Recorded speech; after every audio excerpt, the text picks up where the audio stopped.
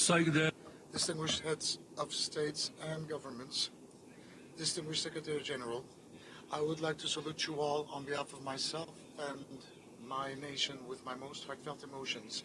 And I also would like to take this opportunity to thank my friend, President Ilham Aliyev, for this wonderful organization and their gracious hospitality.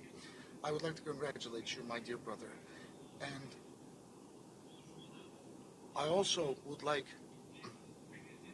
to mention that we are amongst the top countries where the negative ramifications of climate change have been deeply felt. 2053 will be a year where we will all reach zero carbon emissions, and in order for that to be possible, we are forming our key sectors for green transformation and development. We are creating our green financing strategy, and we are on the brink of forming a national green taxonomy system.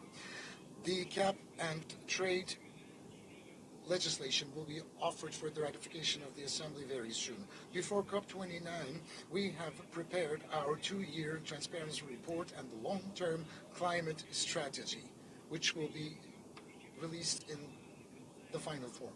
For the years 2024-2030, the climate change mitigation adaptation strategy action plans had been already mobilized. In the established structure, the part of the renewable energy reached 59% in our country.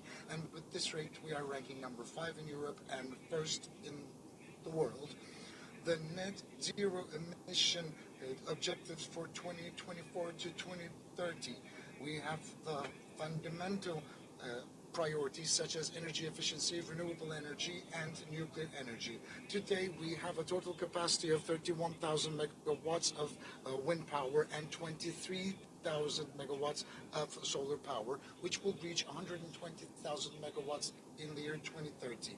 In the year 2050, our capacity for nuclear power will reach 20,000 megawatts. The National Energy Efficiency Action Plan for the years 2024 to 2030, we will have achieved the limitation of carbon emissions in the region of 100 million tons a year. Our EV, our National Electric Vehicle talk, is becoming much more widespread. And under the auspices of my spouse, Ms. Emine Erdoğan, had initiated a first domestic and then a global initiative, which is the Zero Waste Project, and it is gaining momentum for us in our fight against climate change.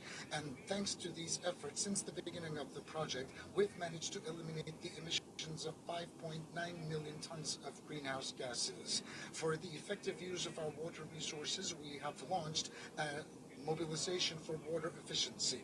The National Afforestation Day is on November the 11th, and we are bringing new areas for afforestation every year in the millions. All of these efforts cost billions for our economies, and we need to strengthen our global fight, and we need to render it much more effective. And I know that the climate financing requirements will be pledged once again during this summit, especially needed by those developing countries. Dear participants, for the future generations, we need to establish a world just, sustainable, and respectful towards nature. And at the 79th General Assembly of the United Nations, we had ratified the Pact for the Future. Today, we are talking about leaving a fairer world for the future generations, but at the same time, Israel's attacks on Palestine and Lebanon are still continuing, which is outside of our conscience, international law, and ethics.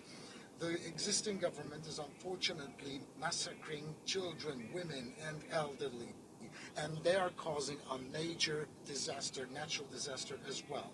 Because of the Israeli attacks, the chemicals penetrating the soil and the underground water resources are obscuring the future of Gaza children. This is a heavy humanitarian and an environmental disaster, and those who are responsible should be held accountable in international courts. Dear friends, 2026 United Nations Climate Change 31st Conference of the Parties will hopefully be host in our country, and for that we have declared officially our nomination. We would like to in advance thank all the countries supporting our candidacy, and we are looking forward to receiving the support of many others. With these thoughts in mind, I would like to salute you all with love and respect, and I would like to congratulate my dear and august brother Ilham Aliyev for this wonderfully organized summit.